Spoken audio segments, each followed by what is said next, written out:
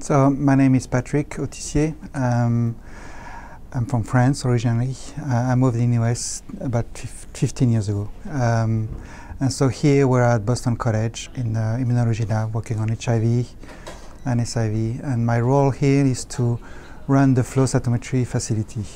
It's a technique that allows us to identify different subsets of cells in the immune system, to monitor the disease, to try to find a way to reduce the infection, things like that.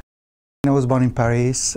We stayed in Paris for 15 years, then we moved in the central part of France, and then I moved by myself in south of France, in Montpellier, which is beautiful. When I was a kid, I wanted to be a vet first. The study for veterinarian is very tough. It's like here in the US. And so I realized very quickly that I didn't have the level. So I switched to medical school because I wanted to be a surgeon at that point. But medical school I did 2 years, but I failed the big exam at the end of the first year.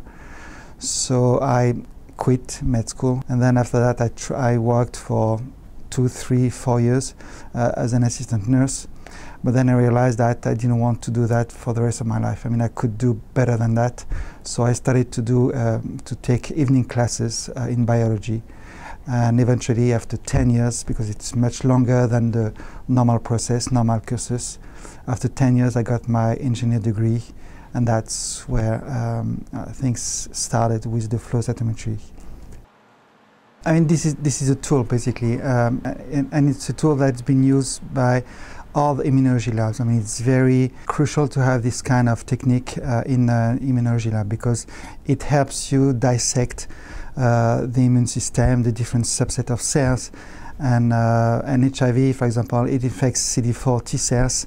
And I mean, if you cannot identify those subset of cells, I mean, you cannot do anything after that. I mean, it's tough to work blind, basically. So without this, I mean, we wouldn't be able to know everything we know now about HIV and other diseases.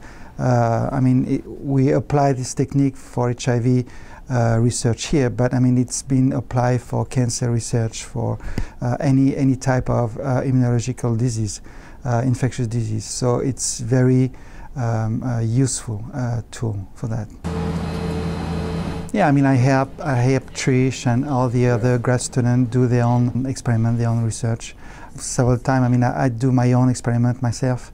I stain blood, I do my own stuff, because I mean, that would not be very interesting for me to stay in front of the machine. I mean, 8 hours a day, every day.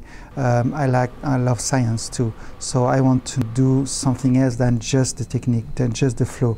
And so I have I run my own project, and I help other people running their own project too. And I would say to the kids, I mean, start early. Try to get involved in the science community, and then after that you learn. I mean, it's one step after the other. Yeah.